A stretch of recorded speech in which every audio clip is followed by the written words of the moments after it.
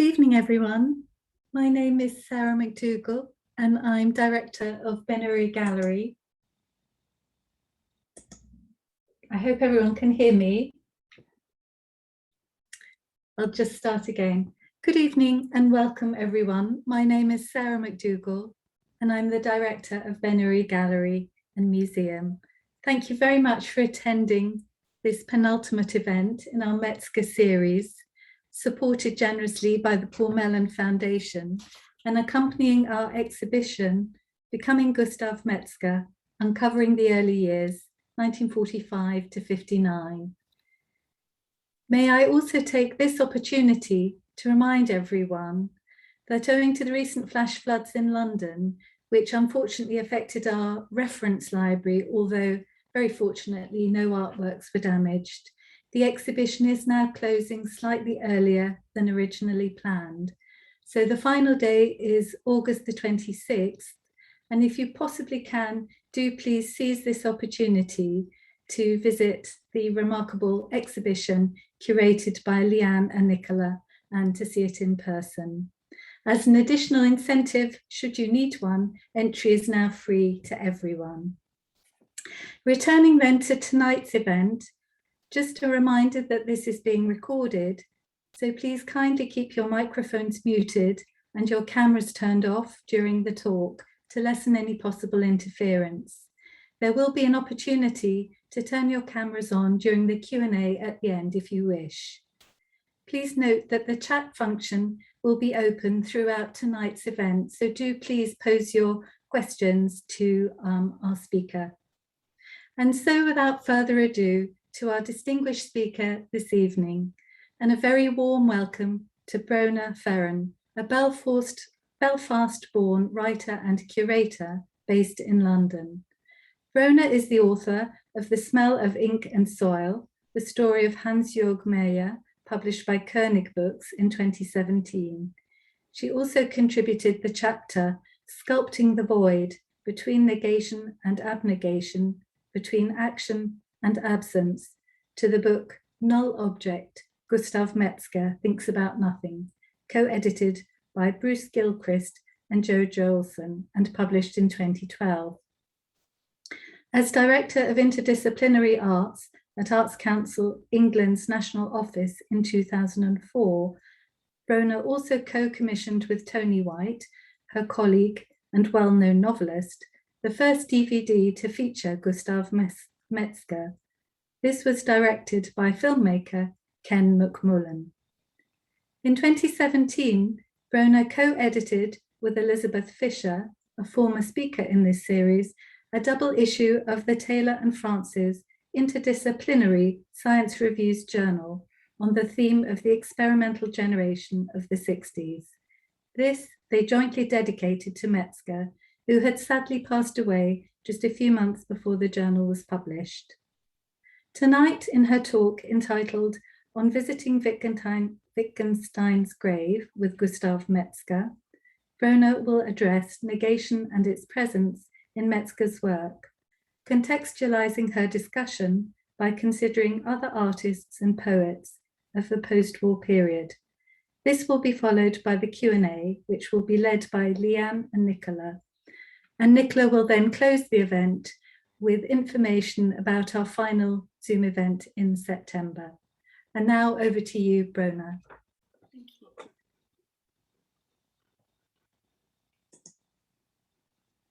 So hello, everyone. Thank you to the Ben-Uri team for this invitation to contribute to this series of talks and discussions which have offered a wonderful opportunity to think again about and indeed to remember and recapture memories of someone who seemed to many of those who met him to be both a great artist and a great person. Certainly he was unforgettable. My own first meeting with Gustav is etched in my memory. It took place by chance at an event perhaps appropriately entitled Theatre of Memory, Theatre of Myth, in a building off the Walworth Road in the late summer of the year 2000. It was organised by the artist René Eyre, and it was a 24-hour ambient event with various performances in various rooms relating to memory and objects in what had been the first youth club to be opened in Britain in 1939, shortly after which it was bombed by German planes and then rebuilt in 1964. I remember the small figure of Gustav coming up to me and introducing himself, and I felt like I was meeting a mythical figure whom I'd heard about but not yet directly encountered. We sat down on a very low wall, and he started speaking to me about his concern that seemed to be heartfelt, that his place in art history was in danger of being forgotten. I had heard of Gustav before this, not least from my then colleague and friend Tony White, the brilliant novelist with whom I worked at the Arts Council at that time, where we were devising various initiatives to document what we called alternatively the vanishing history of performance art, as well as supporting new areas of interdisciplinary practice, which Gustav had seemed to pioneer along with other key figures from the 60s like Lillian Lynn, whom we also got to know at that period. And we realized that in order to understand what was happening around the millennium, that it was really important to build a strand of critical context. Tony was also a close friend of the writer and artist Stuart Home, whose art strike from 1990 to 1993 built on Gustav's action in the same direction in the late 70s, perhaps contrary to what the Financial Times said this week, in claiming that no one followed Gustav in terms of the art strike. I'd also bought the book that you can now see, Damaged Nature, Autodestructive Art, which I saw in a wonderful bookshop on Brick Lane called Work for the Eye to Do, run by the Coracle Press. And this was published in 1996. I realized from this book that Gustav had been very seminal in terms of the priorities that we were trying to advance in the Interdisciplinary Arts Department to do with what we called art at the meeting point with other disciplines. So it could be art and science, art and technology, art and law, and most importantly, art and ecology. I also knew that Gustav had been recently helped to find somewhere to live by Bruce Gilchrist, then one half of the artist duo London Fieldworks, who was someone that we had also got to support through interdisciplinary arts. And Bruce, I know, had rescued Gustav from a terrible housing situation somewhere in East London where he was being verbally abused and was suffering quite a lot from his housing conditions. And so Bruce and Joe welcomed him initially into their own space in Elephant Road, as I'm sure Joe will refer next month, and also helped, well, were actually integral to his finding somewhere to live in the same group, same community of people where he lived until he passed away. This is Tony with Gustav at the Tape Written event organised by Andrew, which was, I think, I'm not sure, 2008 perhaps later, showing Gustav's works together for the first time. As you can see, Gustav was often engaged in one-to-one conversations with people. On the right is another important interdisciplinary artist, Lisa Ottagina.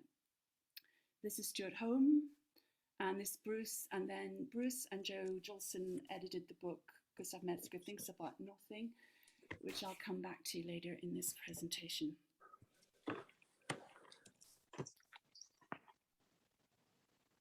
So in the interview that I did for Gustav for the essay, he made this comment, which I'll just let you read.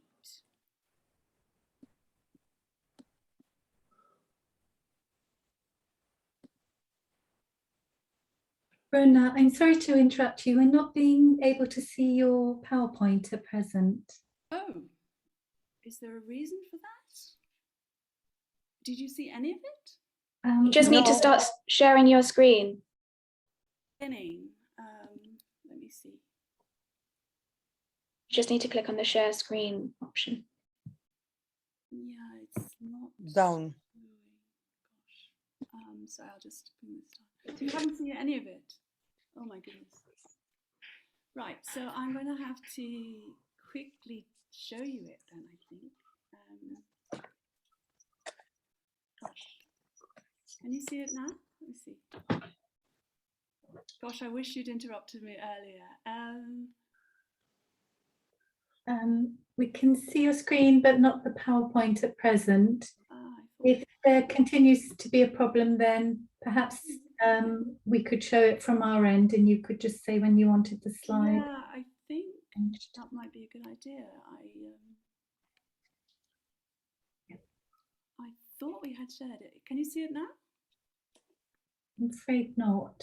Ah, no. Would you mind showing it? That perhaps is what. Taylor, could you do that for us? Yeah, no problem. Just give me 1 second. Sure. Sorry, I guess you didn't realize I was showing lots of images.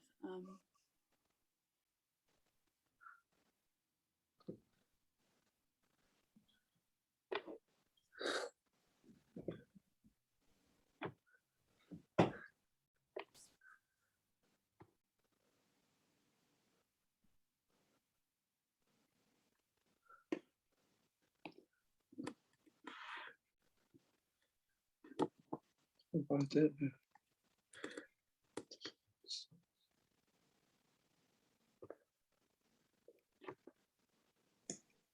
Please bear with us, everyone. We're just going to load the PowerPoint from this end and then we will resume Brona's fantastic talk. Thank you.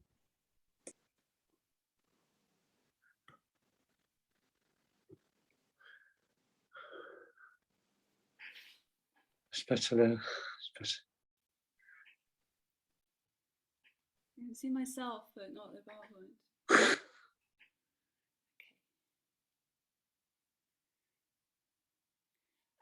So if we went full screen, that would be good. And then maybe just, if you wouldn't mind just scrolling down through about 8 slides so that we get to where I was, but so that people can see them, please.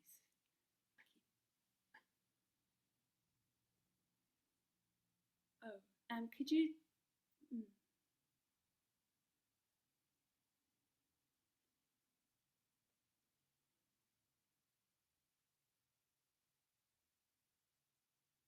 Yeah, if you just go back to the beginning and then just show each slide for a couple of seconds, that would be great. Thank you.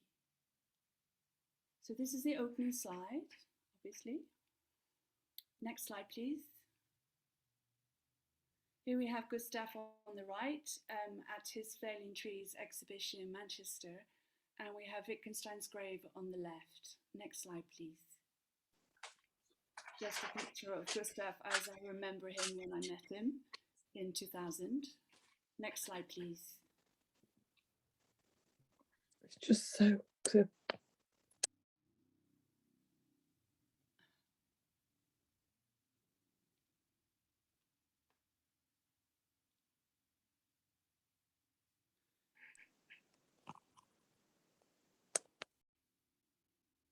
Next slide, please. No?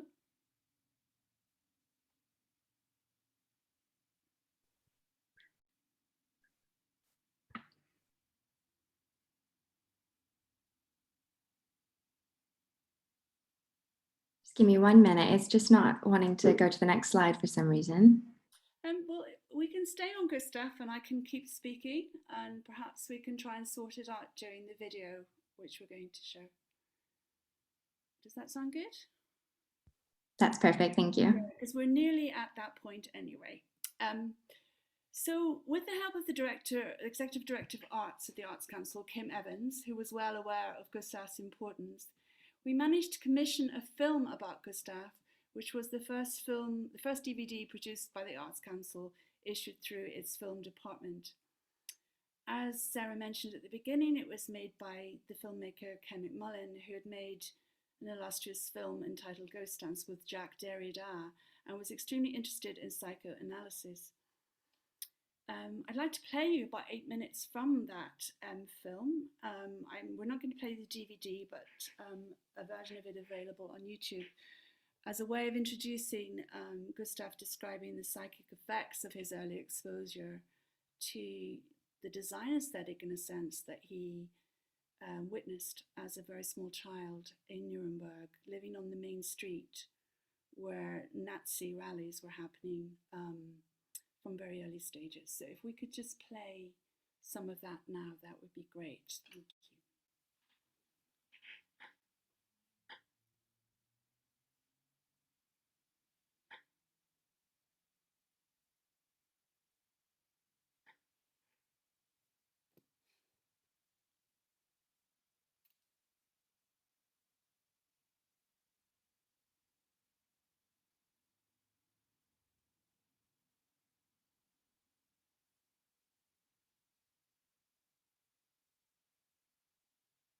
We can't hear him.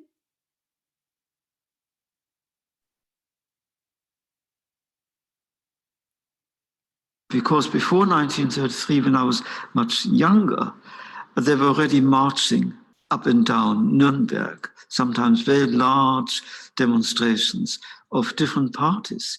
The Communist Party was the most powerful political party at that time, I believe. And they would be marching. You'd have the Social Democrats who would be marching. You'd probably have the Nazis who were marching. And I saw all that from a very early age, i.e. from probably the age of 3 or 4, yes? So it isn't just the post-1933, when the Nazis were in power, that meant something to me. It all meant a lot to me. I was always very fascinated. In fact, there's a story that I once joined one of these marches when I was being very, very small, and I got a hiding when my mother found out. She said, "Don't ever do that again." And that's my first political act. I don't know how old I was, but I was very, very small. And it is a fact. And I never joined a march since, not in Germany, certainly. But and remember, this is very, very important. The Nazis, when they came to power, they were dressed in a very ragged kind of ways. And every year, the uniforms improved. This can be checked out in the chronology. And this is very important. And so year by year, there was more power in the streets, yes? Because they dressed more powerfully and they were better organized in every direction, yes? And they used fashion. They made a fashion statement, yeah. And that is in the street. Tens of thousands. I mean, you could go into the town, and all you could see was these marches. And that end of a big street, which actually we lived on, the longest street in Nuremberg, the Förderstraße. And there you could go left, and wherever you saw, there were blocks of SR, SS, and everything every year. Yeah, and then I would sometimes, I believe, though I cannot guarantee, venture to the actual rally, because again, we weren't supposed to be there, we Jews. Everybody should be there, but not we. So, but I did see it, I'm sure, rallies at that place, tens of thousands. And so the power of the visual presentation had a very deep impact on me, coupled with seeing the films, yes? Dialectic interaction between the film, the art, and the real nature of the beast, as you might say. That affected me very deeply, and it went on affecting me when I came to England. I would remember that. I would go back in my mind to all that again and again and again. And as we have already discussed, it will have fed into the kind of art I would envisage doing.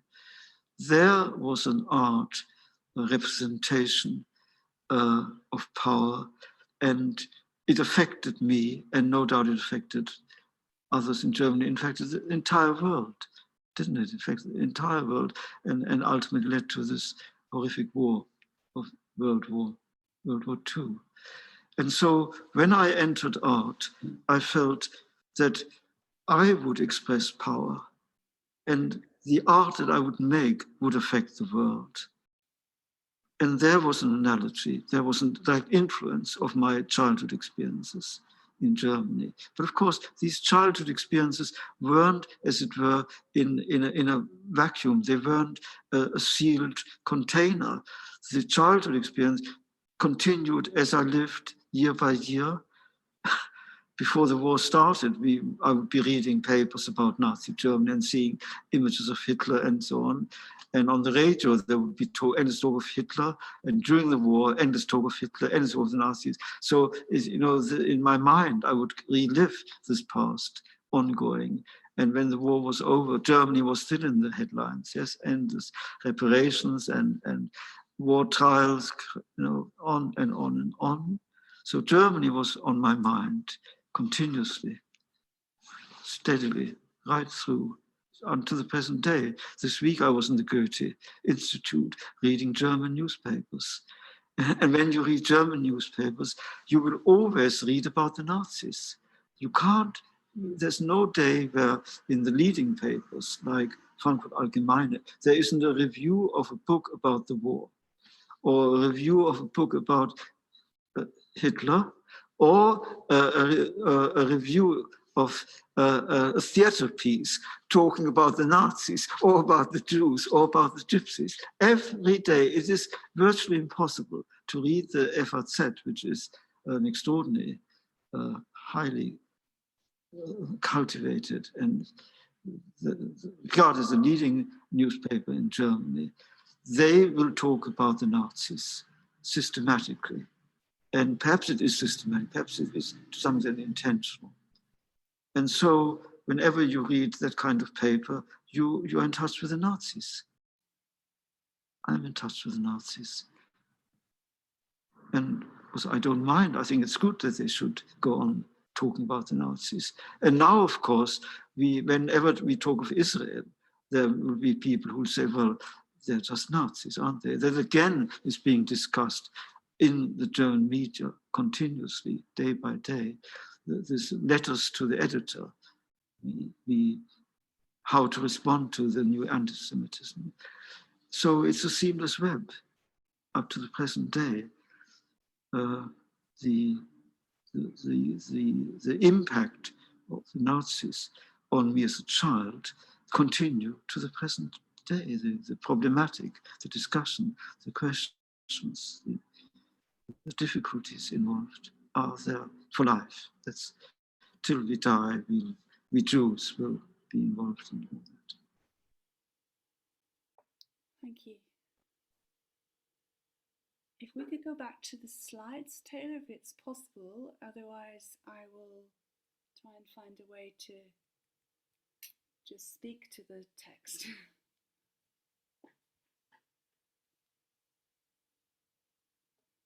Okay, next slide, please.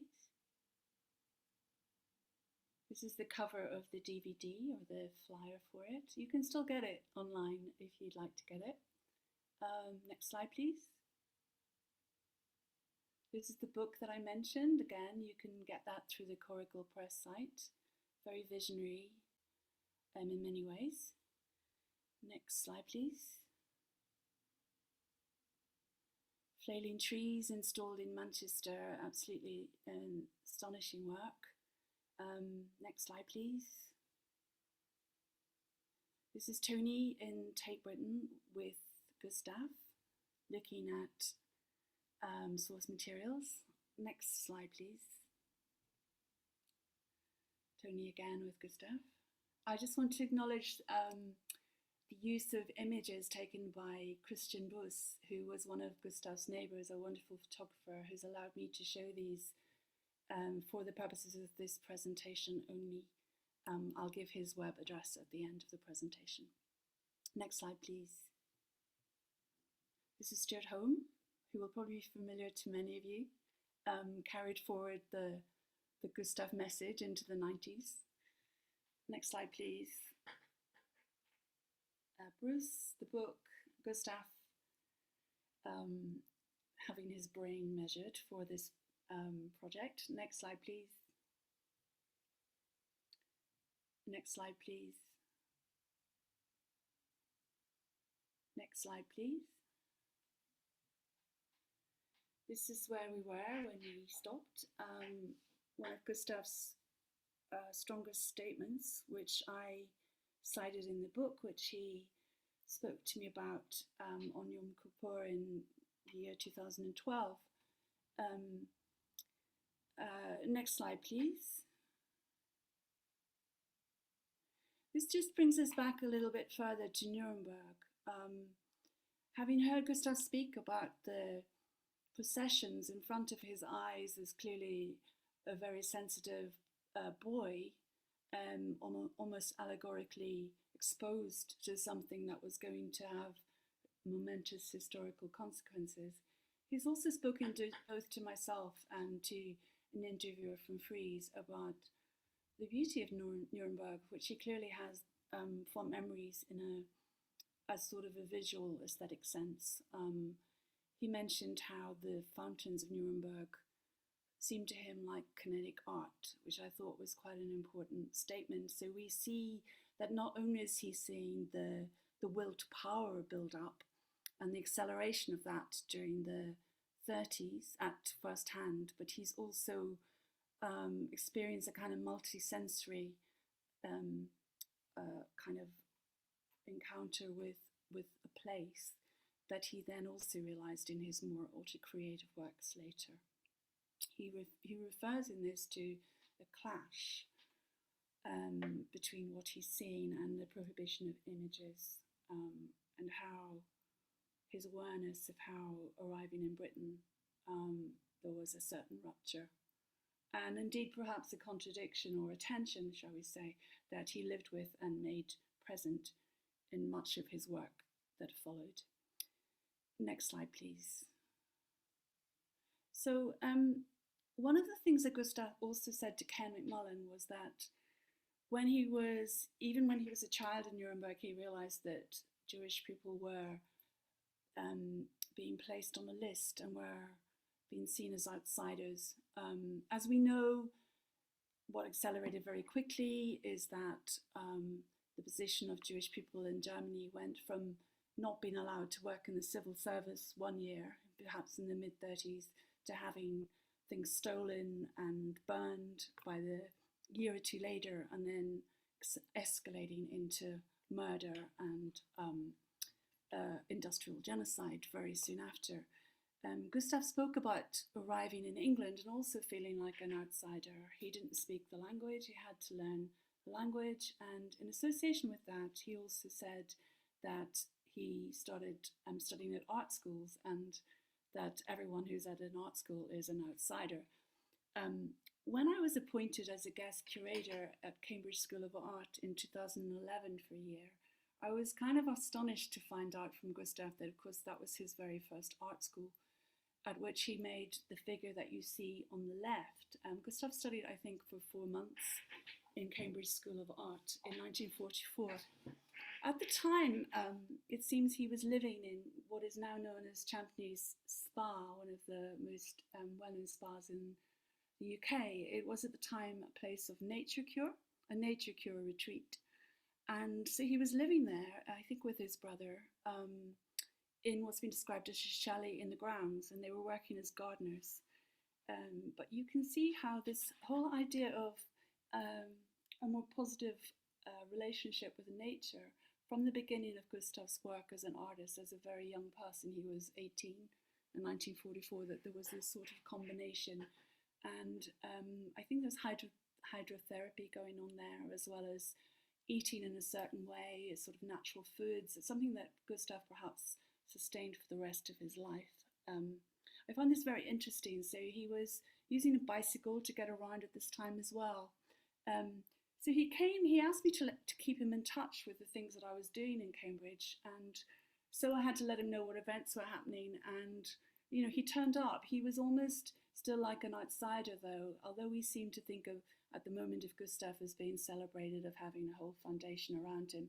During this period, he sort of didn't. You know, he took the train by himself up to Cambridge, although he was well into his 70s at this time. And he would have to walk from the station round to Cambridge School of Art, and quite often he'd be found or seen by someone and, you know, wondering what he was doing or where he was going. So he was still, in some ways, an outsider at this point. And he felt like that, I think, but it was a kind of, oh, sorry, next slide, please. Next slide, please. So one day I did an event called Future Fluxus.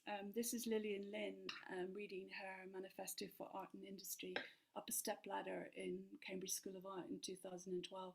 In the middle of the event, Gustav came in with a group of young female students who'd found him wandering around the corridors, which was great. I felt very blessed and honoured to have Gustav there. And then he asked me to also organise a few visits for him in Cambridge.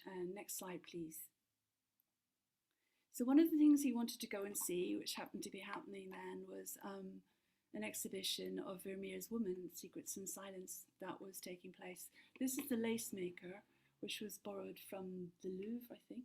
Gustav stood for ages, I mean, maybe half an hour in front of this, looking really closely. And what I realize now is that it had this combination of movement and stillness combined together, which is something that he achieved in some of his most accomplished works.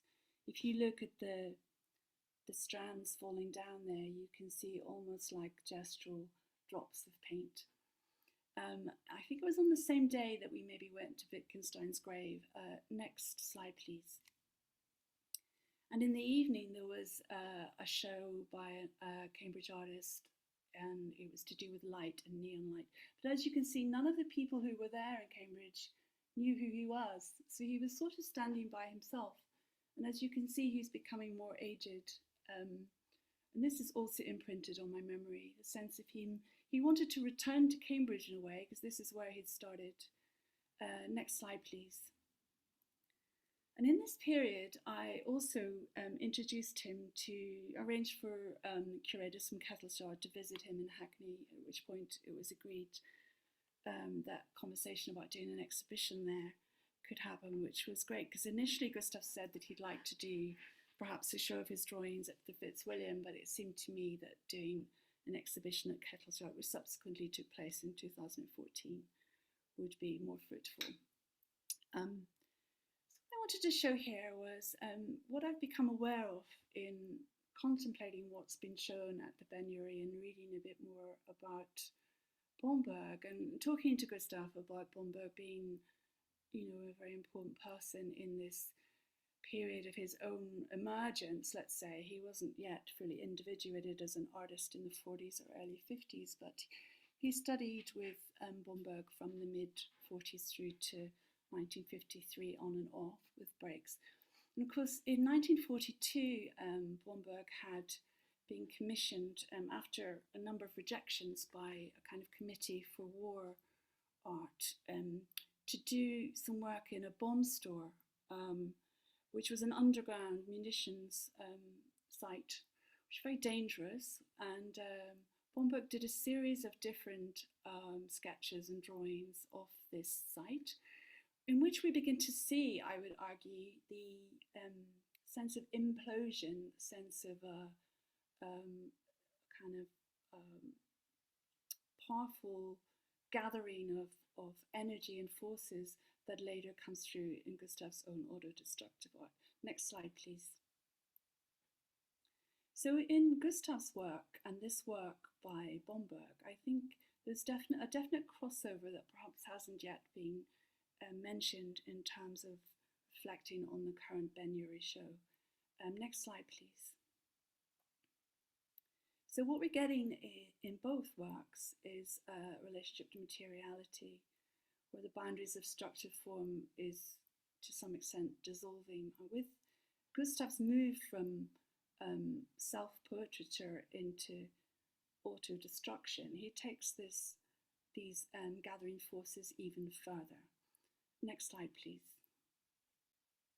So on the left, we have Bomberg's work from, I think it's 1914, a very famous work, when he was still engaging with vorticism and not directly, but bringing his own take on it. This is the work that was based on Jewish baths in Whitechapel. And on the right, we see Gustav's auto-destructive picture.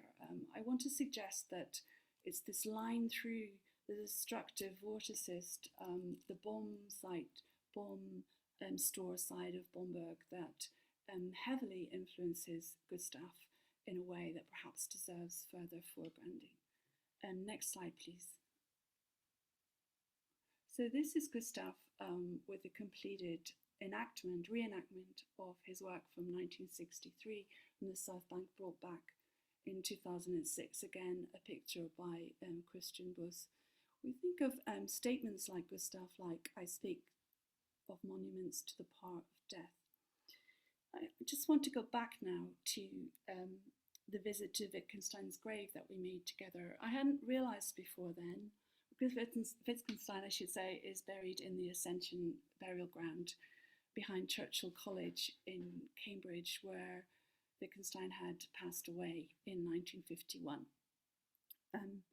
Their paths may have crossed without them knowing, and Wittgenstein and Gustav were both in Cambridge in 1944, for example. I hadn't realised before he asked me if we might visit the graveyard together that he felt a sense of connection to the philosopher, but of course in deeper reflection we can find several parallels. One of these indeed was their mutual link to Bertrand Russell. Russell was the reason that Wittgenstein switched from engineering to studying mathematics at Cambridge in 1911. Gustav, as being widely documented, was part of a committee of 100 with Russell. Both were early peace activists in the late 50s and early 60s during the height of the Cold War build-up. But Russell was famously a pacifist during the First World War as well. He actually went to jail at that point.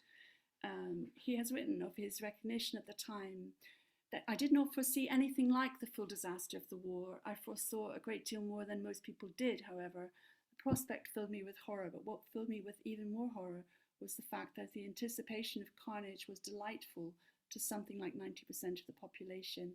I had to revise my views on human nature. At the time I was wholly ignorant of psychoanalysis, but I arrived for myself at a view of human passions not unlike that of the psychoanalysts. I arrived at this view in an endeavour to understanding popular feeling about the war. I had supposed that most people liked money better than anything else, but I discovered that they liked destruction even better.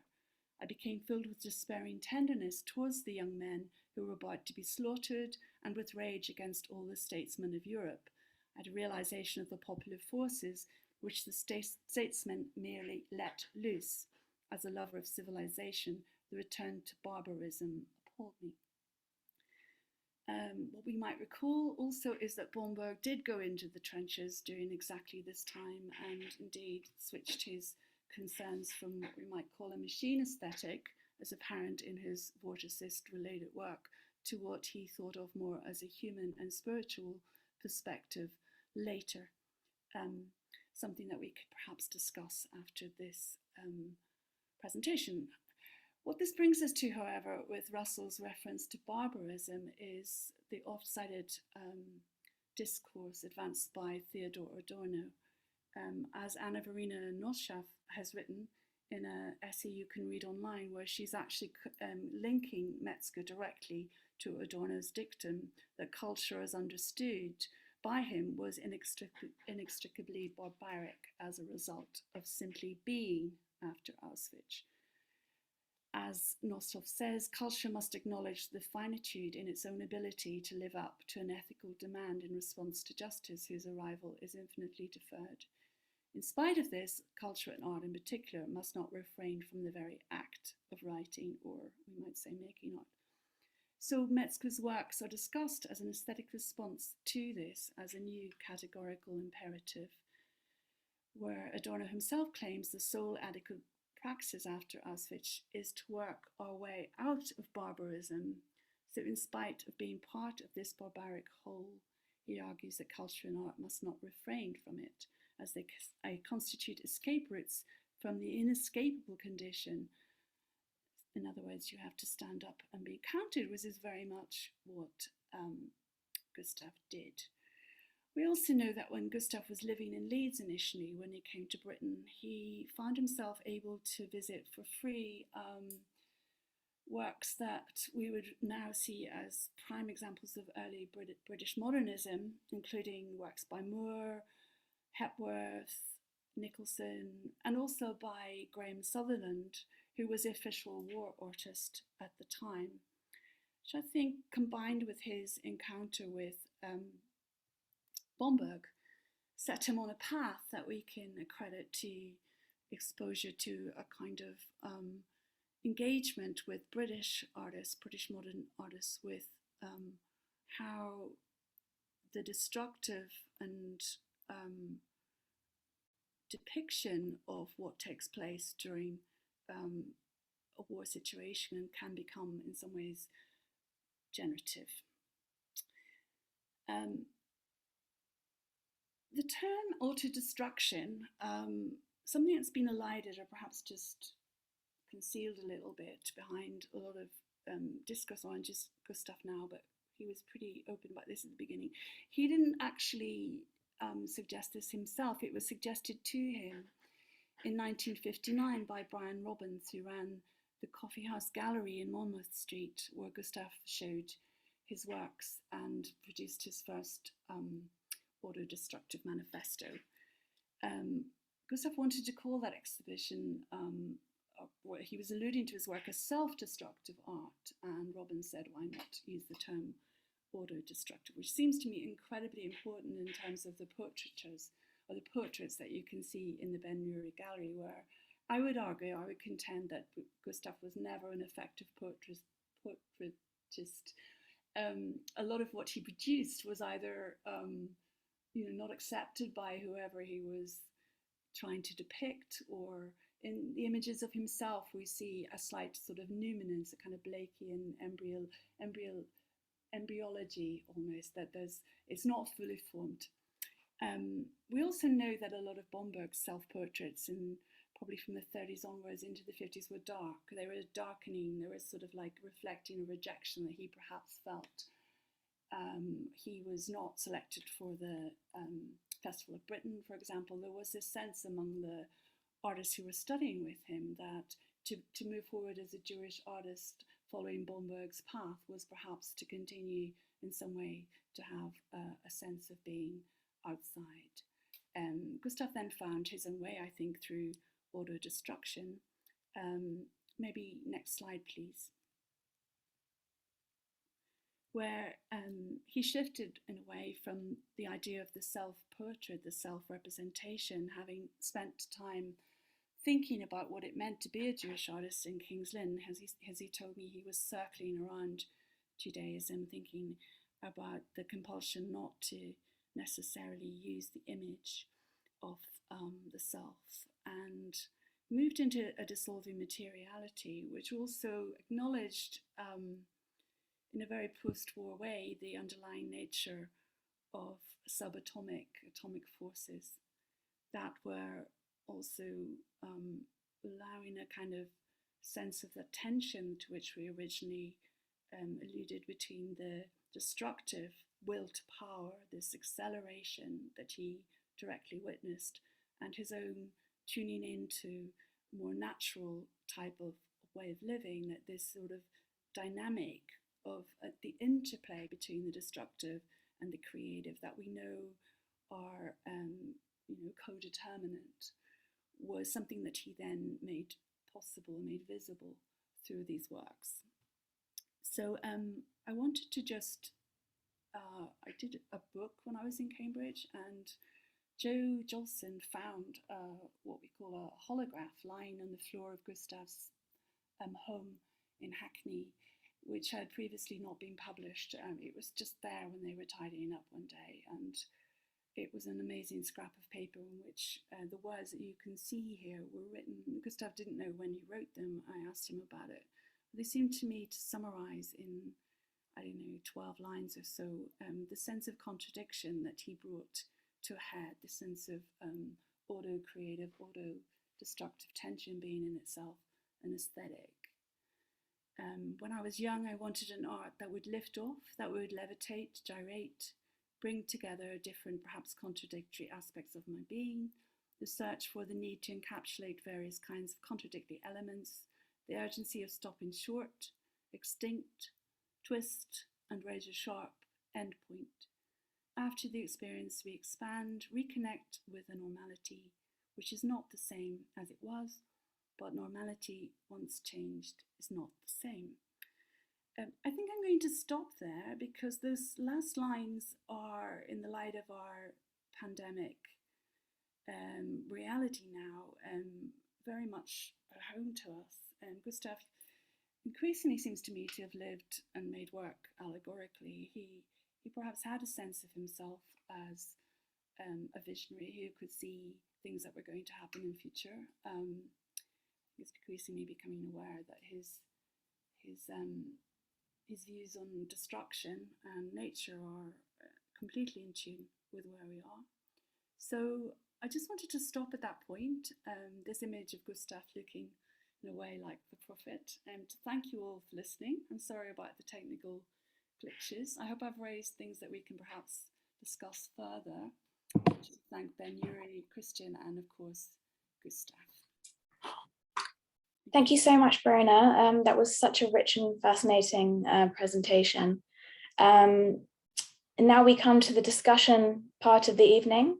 And before we see if there are any questions from the audience, Leanne, who is a co-director of the Gustav Metzger Foundation, and I would love to pose Brona a few questions. Yeah, I thought I'd kick off with that fascinating note that you just showed an image of, and what you think Gustav meant by saying that he envisaged this art that would lift off. Yeah, it's interesting. When I did my review for Studio International of your exhibition, my first draft had said that the picture of him in embryo, that I see as him in embryo, the defilement picture, the undefiled picture, I saw it as a Blakean numinance. And I was re-looking just last week at an interview that Andrew Wilson did with Gustav, in which the figure of Blake comes up. And Gustav keeps alluding to he was looking around that exhibition at Tate Britain, and he kept saying to Andrew, the work seemed to me to be rising up. And I kind of, it isn't something that it just reminded me of what he'd written in this fragment or in this holograph. And I think in a way this is the essence of Gustav's, why he's important, this moment of stopping short, the extinct twist and razor sharp endpoint, that, I don't know what, that is him, and that's what he managed to achieve in his work. So when we look at some of his works, certainly his order destructive works, that's exactly how we feel. We feel the quiver that Adorno referred to, of something that's still happening. The aporia, if you like, as Adorno called it, the rupture that opened up, that we can go back to in memory, but it's constantly being relived. And speaking of destruction, I wondered if you could tell us a bit more about the Destruction in Art Symposium and how you think this related to Gustav's own approach to destruction in his work. Yeah, so when I was doing the essay for Joe and Bruce, I initially made a parallel between, because I think Occupy London was happening at the time. And so I alluded to Gustav's involvement in Diaz and how, you can look at what Hermann Nietzsche was doing and look at this kind of excessive destruction in the Viennese actionists, which allows, of course, a way to start looking at post-war German art and what Gustav was doing, which is a much longer conversation. And Gustav told me one-to-one that the Destruction Art Symposium and its aftermath was the worst time of his life. The reason being that, he ended up with John Sharkey. They both were the heavy lifters on that event. They ended up having to go to court and to defend what had happened, and they basically got bailed out. And there was £1,000 fine incurred for Nietzsche's work in the Brides, St. Brides, and what they did with the animal there. And I think Roland Penrose put up half the bail. Interesting. So it was a lot of money, and the nature of Gustav, he was a very moral person. He was a very pure person when it came to how he treated his body and whatever, and what he ate. I think it was just something that he found happening, that it wasn't something that he necessarily had set out to do, and he ended up carrying responsibility for something that maybe he didn't foresee happening in that way. I'm sure there are others that could speak to this. And also he mentioned in particular that the days when he and John Sharkey had to go to court, which was a year after the event, coincided with the beginning of the Dialectics of Liberation event in the Roundhouse, which he really wanted to attend. Herbert Marcuse was going to be there. So he sort of missed out on something he really wanted to be at, because they had to go and defend themselves. And I think he just did not want me to write about it in the essay. And he said that what he was doing in 1961 and 63 was a memory of the gas chambers. It wasn't that's what was primary in his head in terms of his attitude to destruction. Wow, that's incredibly powerful. Leanne, did you have a question at this point? I was just thinking about what Brona said earlier about the influence of Bomberg's work as well as the modern British artists throughout those kind of earlier years of Gustav's kind of mostly painting and drawing in his practice. And I was wondering if you could just talk a little bit about how you feel those influences came out in his work, either in that period or even later on. Yeah, well, I'm pretty sure, having looked visually now at, I mean, Nick, you're probably well placed to speak about this, but I think the bomb store event has got the same, implosive 10 style power that you get in Gustav's gestures in auto-destructive art. And he just took it in a dematerialized direction. And Gustav's genius in a way for working with, with chemical forces, alchemical forces, which went beyond what Bomberg was doing. But you can see, a direct line through there. I'm afraid I wanted to show more of, because Bomberg did a series of those works and they become increasingly generative. He moves from a relatively representational image of the bomb store to something that looks completely like it's just forces. And of course, what happened was the bomb store actually did explode in 1944. So it really did, there was a kind of an explosion there from within. So this explosion from within, which I think was present in Bomberg, found its way through Gustav into a different medium. Gustav's much more, for me, a media artist. And he shows that auto-destruction is in a way ahead of the terminology of media art, but it's this thing which eats itself and consumes itself and in a way becomes something else through a series of transformations. That reminds me of Gustav's show at Kettle's Yard in Cambridge, that whole concept of transformation. And of course, that show is centered on the auto-creative works as opposed to the auto-destructive works. So yes, that's interesting. It was, I think, transformation, change, and movement, those were kind of constants in his work, whether we're speaking about auto-creative, auto-destructive, or even literally just his paintings or drawings. Yeah, and what you get in a lot of post-war work is a primacy of non-linearity, and that's the first time it really happens. But you don't yet have generative art processes. You get a pushing through materiality, whether it's print or whether it's the early forms of electrically or we say photostatic kind of materials to try and create this non-linear conception that was being thought but wasn't yet fully realizable. And that's why it's such an interesting period, I think, because it brings the linear and the non-linear into a new kind of encounter, if you like. I had a question about,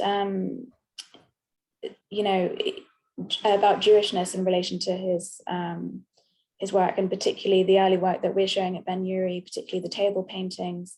He referenced in the film clip that you showed his childhood experience a number of times in relation to those Nuremberg rallies and things like that. But I wonder how, I know he's spoken to you about, how Jewishness manifests itself in his work, particularly in relation to the table paintings.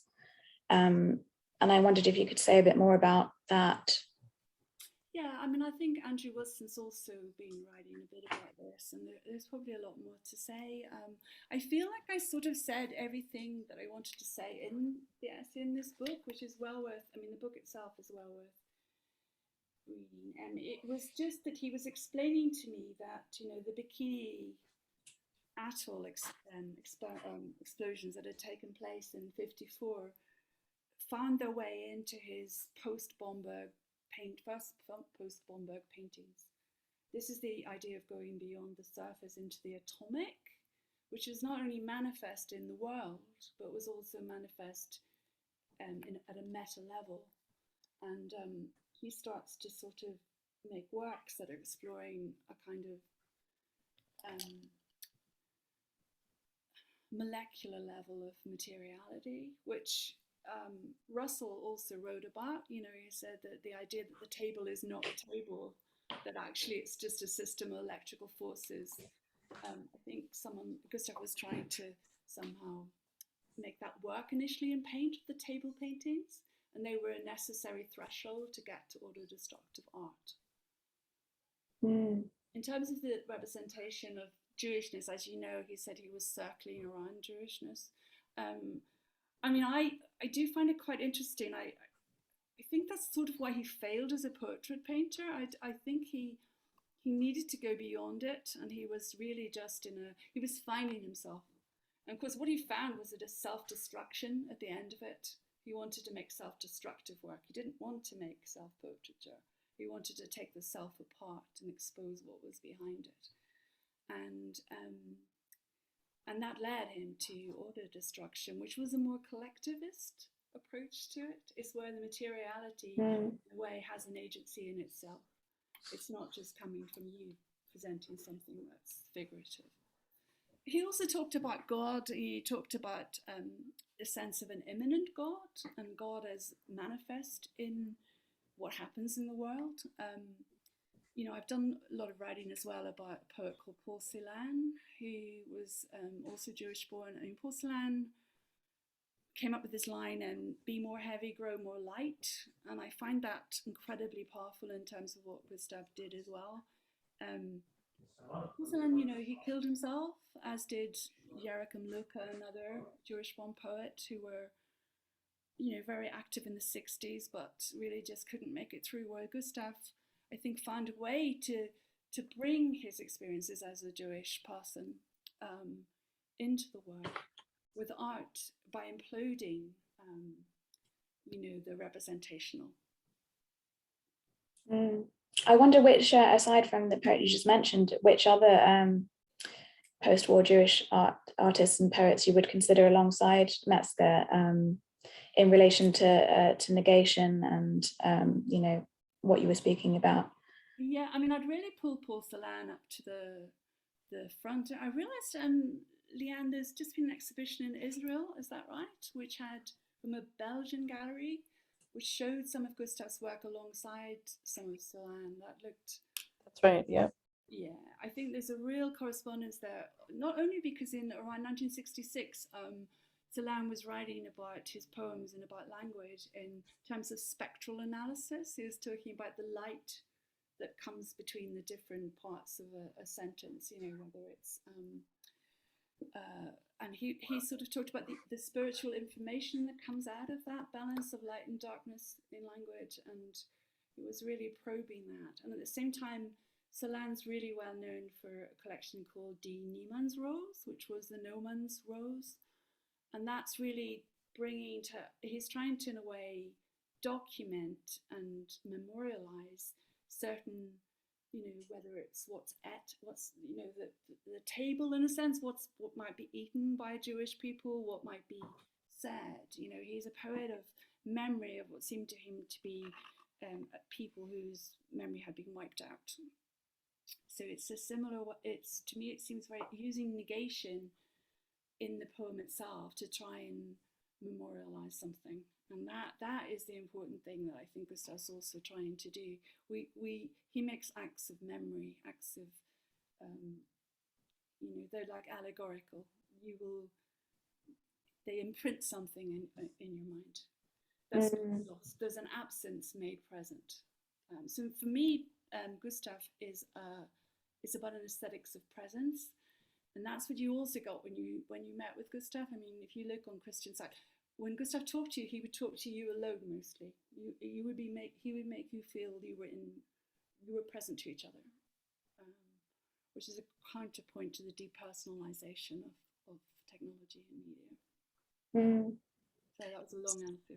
No. Speaking of memory, it was you know, very moving to, you know, that he returned to Cambridge and wanted to return to Cambridge after, you know, he'd first begun his art training there in 45. Yeah, did you feel the impact of his revisit to Cambridge while you were there, and were you expecting him to visit the exhibition and event you put on in 2012 that you mentioned? And yeah, so I did a series of events. It's all in this book, Visualized, Making Art in Context. And he just became a continued presence. He'd just show up, and you'd think, oh my goodness, Gustav's come to this strange, odd event. And I do think it was a heralding. I'll just share, perhaps to end, a conversation that I haven't really shared with anyone. When we went to see Wittgenstein's grave together, we didn't talk about Wittgenstein's ideas of philosophy. He told me that when Wittgenstein was very ill and was dying, or he knew he was dying, he lived with someone, and he lived with a woman in Cambridge. I think it was the doctor's wife. And Gustav explained that in order not to give the woman any trouble, Wittgenstein insisted on having the same food every day for the number of months that he was there. And I shall never forget Gustav telling me this. I still think about it a lot. I think he was becoming aware of his own, the circle of his life was beginning to turn in the direction of seeing his ending. Shortly after that, he began. It would have been very difficult for him from 2013 onwards to travel by himself. This was probably the last time. In fact, he stayed at Churchill College. I got him a room there, and when I turned up, the porter told me off for letting someone as frail and vulnerable be by themselves there, although Gustav had insisted on that being the case. So I think he was sending a message to me that he was thinking a little bit about death and decline. If I'd had a big house in Cambridge, I'm sure you would have had him to stay. I think so. I think there was a sort of, there was a moment there together, with Wittgenstein as well. Leanne, did you have any other questions before I sort of wrap things up? Or no, I don't have any further questions at the moment. I think it's probably safe to wrap up. I can't see any other questions from the audience either. Well, unless you have anything to add, Brona, I'll go ahead, shall I? Yeah. So yeah, thank you so much for such a wonderful presentation, Brona, and also to our colleagues Taylor and Charlotte, the technical side, and to you, our virtual audience. If you would like to hear the whole of this stimulating evening again, please do look out for the recording of this event, which will be released shortly. Our next and final event takes place on Zoom on Thursday, the 9th of September at 6 p.m. UK time. And we will welcome Jo Jolson, who Brona also mentioned on several occasions during her talk. She is of the artistic duo London Fieldworks, and she will discuss the collaborative projects on which she worked with Metzger, including Gustav Metzger Thinks About Nothing, Null Object, and as well as insights into his artistic practice. And as Sarah mentioned, we also look forward to welcoming as many of you as possible to our physical gallery in St John's Wood to view the exhibition, which is open for one more week and closes on Thursday, the 26th of August. You can pre-book free tickets via our website, benuri.org. Please also visit our online iterations of the show. And finally, don't forget our catalogue, which is modestly priced at £15 now, a special price for the closing weeks. And that is available to buy in the gallery or via our website. Thank you, everyone, and stay safe. Thank you.